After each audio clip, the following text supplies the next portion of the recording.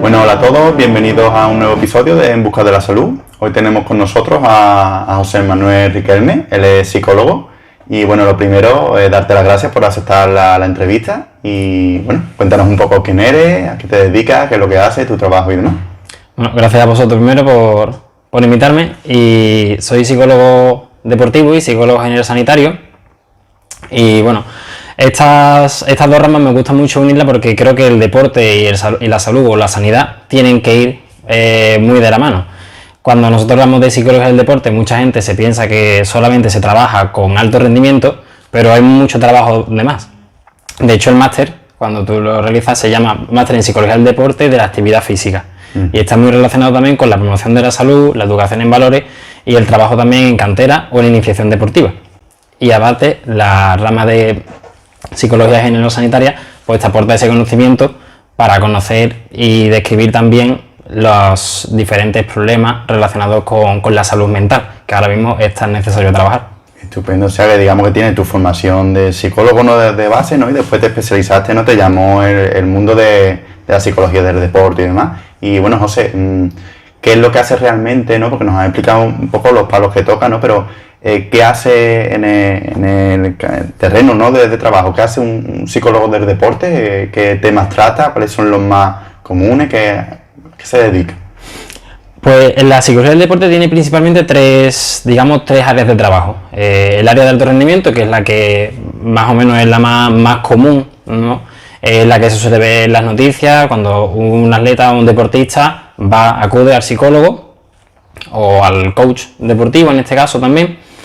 Y más allá de eso también se trabaja, como te he comentado, en la iniciación deportiva, es decir, en las canteras de fútbol, en las escuelas deportivas, todo lo que viene siendo trabajo en infancia y adolescencia, hasta llegar a la etapa de tecnificación, cuando ya el trabajo en psicología del deporte se centra exclusivamente, o principalmente mejor dicho, en la mejora del rendimiento físico, mental, técnico y táctico. Y más allá de eso, hay otra rama en el que, si nos fijamos, la población aumenta todavía más, porque primero, el alto rendimiento es una población en cuanto a nivel muy pequeña, no hay muchas personas que sean alto rendimiento. A nivel de deporte base, el abanico se expande un poco más y luego llega la promoción de la salud, que es el tercer abanico en el que se puede trabajar con cualquier persona. ¿Qué es lo que se hace? Se extrapolan las herramientas y el trabajo psicológico de las dos áreas anteriores a nuestro día a día. Vale, eso es muy interesante porque quiere decir que, bueno, la cantidad de deportistas, ¿no? que hay, ¿no?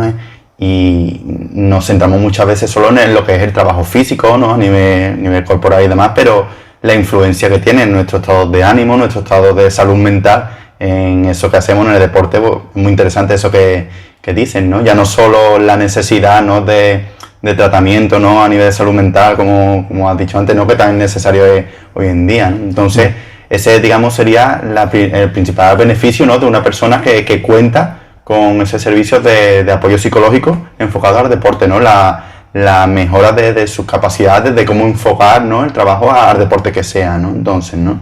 Sí, totalmente. Nosotros siempre cuando trabajo con cualquier deportista se lo explico de esta manera. Es como si tuviéramos una mesa en la que nosotros trabajamos una pata, que es el rendimiento físico, otra el rendimiento técnico, el táctico, y luego nos falta una tercera pata, que sería el trabajo psicológico, el trabajo mental. Cuando tú trabajas cada una de estas áreas, estás consiguiendo que una fortaleza mayor a nivel físico, técnico, táctico y psicológico, porque todas se van retroalimentando. El trabajo del psicólogo tiene que adaptarse y amoldarse al trabajo de los entrenadores, en este caso. No se puede trabajar de manera, digamos, externa, o no de externa, sino desconociendo cuál es el trabajo físico y cuáles son las demandas y los problemas, digamos, de entrenamiento físico que tiene la persona. Entonces, todo eso se va retroalimentando y va haciendo que la persona pues tenga un mayor rendimiento porque puede mejorar en las diferentes áreas al mismo tiempo. Vale, claro, sobre todo porque da igual qué nivel nos movamos, da igual si es deportista o no, de alto rendimiento o de base, pero a fin de cuentas se trata de afrontar un reto, ¿no? ¿Qué herramientas, qué recursos tengo para afrontar pues el reto de hacer una carrera de atletismo, el reto de un partido, el reto de Esto no solo pasa en el deporte, ¿no? En otras muchas disciplinas artísticas, ¿no? Es igual que el cantante, ¿no? Que desarrolla al cabo de los años pánico escénico y tiene dotes de cantante, pero sin embargo, si no cuenta con esos recursos para hacer frente a un escenario, pues se le viene abajo, ¿no? Todo el trabajo, ¿no? Supongo que será algo muy parecido. Exactamente. Cuando tú consigues trabajar todas estas áreas, ¿vale? Tú vas a conseguir una mayor estabilidad, una mayor confianza, una mayor seguridad en tu rendimiento y va a hacer que sea, digamos, más estable en el tiempo porque estás más preparado para diferentes retos, diferentes circunstancias que puedan ir apareciendo. ¿Para qué? Para que tú puedas superarlas y las puedas afrontar de la mejor manera posible. Exactamente, porque además no siempre es igual. A lo mejor, al hilo de la siguiente pregunta, ¿no? Puedo empezar un proceso, unos estudios, un trabajo, un deporte, un reto, cualquier reto lo puedo empezar pues con motivación, con fuerza, ¿no? Mental, pero bueno, al cabo del tiempo pues hay una circunstancia que me desestabiliza un poquito y tengo que tener, ¿no? ese trabajo previo, ¿no? Para saber afrontar eso. Y al hilo, ¿no? de eso que hemos comentado, de la motivación, como ya sabes, en consultas trabajamos mucho con el concepto de psiconutrición, ¿no? La relación que hay de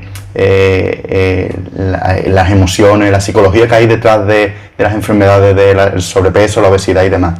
Y tratamos mucho en consulta también el hecho de conocer la diferencia entre motivación y disciplina, ¿no? El hecho de que una persona casi siempre, por norma general, espere a estar motivada para realizar algo en lugar de realizarlo directamente y ya vendrá la motivación y demás. ¿Qué nos puedes contar acerca de eso, ¿no? De cómo dependemos de si estoy motivado o no a la hora de hacer algo. Claro.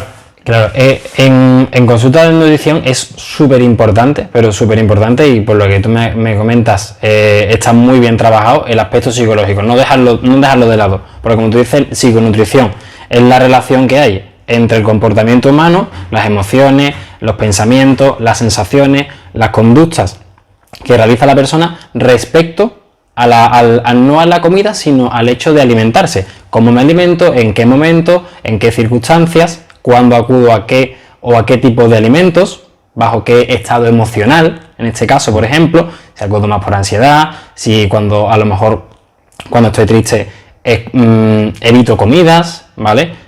También respecto a la imagen corporal, todo ese abanico, ¿no? ese abanico relacionado con la alimentación, cómo influye en nuestra mente en esa forma de alimentarnos, ¿no? Entonces, cuando nosotros hablamos de motivación a la hora de empezar un proceso de cambio, normalmente hay muchas frases motivacionales, ¿no? Del tipo, no esperes al momento perfecto, coge el momento y hazlo perfecto. Es una frase muy buena en el sentido de que la motivación no está en un sitio u otro, no hay que buscarla, sino que la motivación se construye, ¿vale? Cuando nosotros empezamos un cambio, cuando nosotros trabajamos, por ejemplo, en promoción de la salud, nosotros empezamos a poner objetivos, trabajamos, por ejemplo, con el establecimiento de objetivos en base a rendimiento o en base a resultados. Nosotros nos centramos en objetivos en base a rendimiento, que son todos aquellos que dependen completamente de la persona. Es decir, por ejemplo, acciones que yo vaya a realizar y las graduamos en función del nivel basal que lleva la persona. Una persona totalmente sedentaria y que no toma muchos alimentos, por ejemplo, muchos platos ricos en verdura, pues empezamos a hacerlo gradualmente. Vamos a dar pequeños paseos, vamos a ir quitando algunos alimentos de casa ultraprocesados que no sean sanos y vamos a empezar a ingerir ciertos vegetales, ¿no? Por ejemplo, o cierto pescado rico en omega 3 o en cualquier tipo de alimento natural, ¿vale? ¿Para qué? Para que el choque, el cambio, sea lo más gradual posible, ¿vale? ¿Esto qué es lo que va a conseguir? Una cosa muy importante en clínica y en este caso también en nutrición, que es la adherencia. Que la persona se adhiera al nuevo cambio, ¿vale? Que no sea un objetivo inalcanzable, que sea un objetivo que suponga un reto, ¿vale? Que suponga estar fuera de, digamos, lo que se conoce en psicología como, bueno, se conoce coloquialmente como fuera de la zona de confort, en psicología se conoce como que esté en la zona de desarrollo próximo. Zona de desarrollo, está la zona de desarrollo en la que se llama confort, que son las capacidades que tengo yo ahora mismo, zona de desarrollo potencial y zona de desarrollo próximo. Entonces nosotros tenemos que ubicarnos en la zona de desarrollo potencial y próximo, que es donde la persona puede llegar lo más rápido posible para que la motivación se vaya construyendo. Lo que está en mi mano y además al alcance de la vista, ¿no? Efectivamente. Si lo hiciéramos con una metáfora sería así. Eso es lo primero, ir poco a poco dando pasos, reforzándonos mucho cada pequeño paso que demos, porque ya el hecho, siempre uno es más que cero, y el hecho de dar un pequeño paso siempre es más que estar en la línea que estábamos trabajando antes. Vale, sí. Yo muchas veces, de forma cómica, pero lo digo así porque es verdad que se asimila mejor, ¿no? Siempre con el respecto a las metas, ¿no? Verdad, totalmente eso, ¿no? Que cuando a una persona le pones una meta, ¿no? A largo plazo, es algo como... Pero siempre digo que la mente es muy miope, ¿no? Para las metas hay que ponérselas, metas pequeñitas, bueno, ahora cuando tenga esta voy a por la siguiente, otro escalón, ¿no?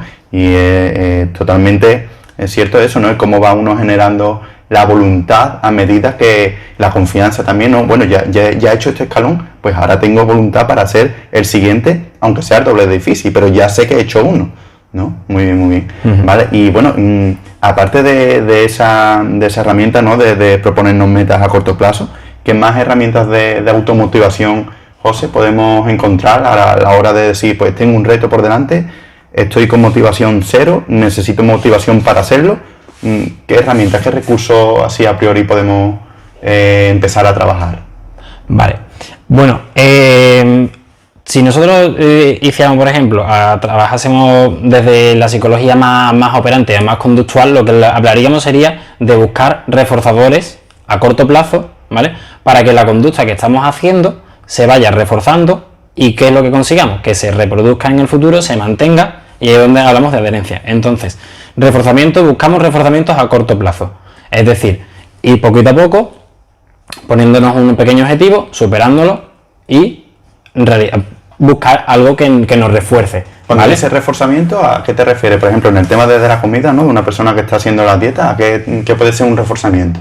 Depende de lo que para lo que la persona sea un reforzador. Por ejemplo, un reforzador puede ser un halago. Vale, es subjetivo, ¿no? Entonces, claro. Exactamente, un reforzador puede ser un halago, un reforzador puede ser una actividad, realizar una actividad, un reforzador... Hay que buscar tanto las motivaciones de la persona como, por eso también se explora mucho en la clínica, qué es lo que a ti te sería un reforzador. ¿Para qué? Para ir poniéndotelo de motivador y cuando tú consigas un pequeño objetivo, pues tiramos de ese reforzador para que la conducta se vaya, ¿vale? Repitiendo y se vaya manteniendo. Se vaya sentando. Eso si hablásemos desde psicología más, una herramienta más conductual, ¿no? Luego, si a lo mejor pensamos en comportamientos más cognitivos, en aspectos más cognitivos, sería muy importante trabajar el autodiálogo de la persona, ¿vale? Cómo nosotros nos hablamos y qué imagen nosotros pues queremos proyectar y queremos tener. Si nosotros tenemos un estilo a lo mejor de autodiálogo muy punitivo, muy exigente, tenemos que trabajar las expectativas, ¿vale? El trabajo en expectativas es lo que nos va a ayudar que la persona se haga una imagen mental lo más real posible de lo que se va a encontrar en el proceso. El proceso habría que dibujárselo no como un proceso lineal de cambio constante y creciente. El proceso va a tener subida, va a tener bajada y tenemos que trabajar sobre todo también la flexibilidad cognitiva, ¿vale? La flexibilidad cognitiva, ¿qué quiere decir? Significa aprender y adquirir herramientas como por ejemplo relativización, búsqueda de apoyo social en este caso, es decir, comunicar cuando estoy mal. ¿Para qué? Para que otra persona pues para que yo pueda sentirme apoyado en otra persona y me pueda ayudar y me pueda dar su punto de vista, ¿vale? Y con este trabajo de flexibilidad cognitiva, a la hora también de encontrar ideas irracionales y detectar, digamos, metas que son muy complejas o casi ilusorias, es decir, por ejemplo, compararme corporalmente con alguien que tiene otra morfología, otro cuerpo, otra edad, que tienen muchas diferencias, pero yo digo, vale, mi objetivo es ponerme así. Puede ser, hay gente que el objetivo que tiene, más que por salud, es por estética. Pues ese trabajo, vale, tú quieres ponerte así, pero hay que darle a conocer. Sobre todo también otro aspecto muy importante es que la persona conozca mucho en qué consiste el cambio. Cuando la persona interioriza lo que está haciendo y le encuentra un sentido o un porqué, es mucho más sencillo que se adhiera. Entonces tenemos trabajo conductual a la hora de ir poniendo objetivos poco a poco, ¿vale? Para generar nuevos hábitos, utilizar los reforzadores, ¿vale? para que el reforzamiento del comportamiento que estamos adquiriendo se vaya manteniendo en el tiempo, trabajo mental en herramientas de flexibilidad cognitiva, trabajo en entrenamiento de autodiálogo, qué es lo que nos decimos, cómo nos lo decimos y en qué momento, y sobre todo también el trabajo en expectativas, qué imagen, o sea, a dónde quiero llegar y que sea de la forma más real posible. Esos son aspectos para ir poquito a poco trabajando. Has comentado dos puntos que a mi parecer son muy interesantes. Uno de ellos, el de las expectativas, ¿no? que comenta. Es curioso como el 99,99% de las veces que nos proponemos una expectativa, muy rara vez se cumple o la superamos. Normalmente la mente nos plantea una expectativa, una comparación, pero siempre para salir nosotros perdiendo, hasta el punto de, bueno, yo en consulta, ¿no? Lo veo muchas veces, una persona que en base a esas expectativas consigue perder la cantidad de peso que tiene que perder a la semana, la máxima cantidad de peso que por salud puede perder, y aún así no queda conforme. No porque yo creía, no porque yo esperaba, no porque fulanito, porque venganito, porque esto, porque... Y se encierra en esa burbuja mental y no es capaz de ver sus propios méritos, el resultado del trabajo. ¿Por qué? Porque se guía más por las expectativas que por lo que le dice el asesor, ¿no? El dietista, el profesional, ¿no? Y es muy curioso cómo nos dejamos llevar por eso. Y otro de los puntos que quería también profundizar ahí, el hecho de que el proceso no sea algo lineal, ¿no? De que sea algo con subidas, bajadas, completamente lógico, normal y natural, porque no somos máquinas, no somos seres humanos y tenemos fluctuaciones emocionales, tenemos situaciones que nos tambalean, ¿no? Pues por un motivo o por otro. ¿Cómo podemos a priori prepararnos para esas situaciones y saber que por muy bien que lo esté haciendo me voy a caer, ¿no? Como lo del dicho, ¿no? No tenemos que aprender a no caernos, sino a levantarnos, ¿no? Y cómo aprendemos a posteriori, una vez que me he caído, una vez que he tenido un bajón, situado aquí, ¿no? Una persona que lleva una línea, ¿no? De pérdida de peso y ahora de momento, ¡boom!, 3 semanas sin perder y lo está haciendo perfectamente y no sabe qué está. Psicológicamente, ¿cómo se afronta eso? A priori y a posteriori. Vale, si antes de empezar un camino, por eso te he comentado que es muy importante que la persona conozca e interiorice lo que va a ocurrir en este proceso. Es un proceso que no se debe de tomar como algo matemático, sino más bien como una ciencia. Es decir, nosotros vamos a intentar poner todos los aspectos que tenemos ahora mismo. Vamos a empezar a comer diferentes alimentos, vamos a cambiar estos hábitos, vamos a empezar a hacer ejercicio, es decir, vamos a ponerlo todo sobre la mesa para buscar unos resultados, ¿vale? Entonces, que nosotros pongamos todo esto no significa que vaya a ocurrir una única cosa, sino que puedan ocurrir muchas cosas, porque en el camino hay muchísimas contingencias y la persona tiene que ser también consciente de ellas. De ahí es donde lo que te comento, de conocer mucho lo que está pasando para interiorizar. ¿Por qué? Porque así conseguimos que la persona se empodere respecto al proceso de cambio. Es decir, yo tengo una parte que es controlable, que yo puedo controlar, pero hay partes que yo no puedo controlar en este proceso. Identificar qué es lo que puedo controlar y qué es lo que no. Y prestar atención sobre todo a lo que depende de mí. Lo que no, me va a afectar y me va a molestar, me va a generar malestar, me va a frustrar, me puede generar emociones negativas, tristeza, rabia, frustración, ira. Pero si yo soy consciente de que hay ciertas cosas que no puedo controlar y que si están ahí, pues no pasa nada, si yo me centro en el trabajo que yo puedo hacer, sí voy a tener más herramientas, no solamente voy a tener más herramientas, sino que voy a saber cuándo puedo utilizar las herramientas en esos baches que tú me has comentado. ¿Y la segunda pregunta es? Bueno, la segunda era la misma pregunta, pero a priori y a posteriori, ¿no? ¿Cómo puede una persona prepararse para eso? Y una vez que está inmersa, ¿no? He caído, ¿no? He tenido ese bache, ¿no? Por muchas herramientas, muchas veces que estudiamos, cuando uno está, digamos, en el pozo, ¿no? En el ojo del huracán, como que racionalmente se olvida, ¿no? De todo lo que ha estudiado antes, de todo lo que le han dicho, y empieza a ponerse nervioso y pierde la noción de lo que ha estudiado, ¿no? ¿Qué herramientas, qué podemos hacer en ese momento, ¿no? Para aprender a salir de ahí, ¿no? A dejar que eso siga su curso y que igual que hemos bajado, volvemos otra vez a nuestra línea. Sí, bueno, iría más o menos, ¿no? Al hilo respecto a lo que veníamos trabajando antes, el empoderamiento de la persona, sobre todo en conocer qué aspectos dependen de mí y cuáles no en este proceso de cambio. Y en el momento en el que esté en un bache o esté atravesando una situación compleja, primero, aceptar que durante el proceso es normal que haya situaciones complejas. Es normal que haya momentos, fases más de estancamiento, es normal que haya incluso fases de retroceso. Es importante analizar, ¿vale?, qué es lo que ha podido ocurrir, sobre todo siempre intentando no culpabilizarnos, ¿vale? ¿Por qué? Porque ese sentimiento de culpa puede hacer que la persona, el malestar que esté sintiendo, se incremente mucho más y haga que abandone el proceso y lo que se genera es una cierta desesperanza, ¿no? Entonces, aceptar que estamos en un momento a lo mejor más complicado, que estamos en un momento más difícil, pero si nosotros hemos avanzado mucho durante 6 meses, por ejemplo, si he perdido peso, me encuentro mejor, me veo mejor, tengo un mayor rendimiento también físico en el trabajo, en casa, en el gimnasio. Todo lo que he hecho no va a desaparecer porque esté un par de semanas sin progresar lo que yo pensaba que iba a progresar. Ese trabajo está ahí.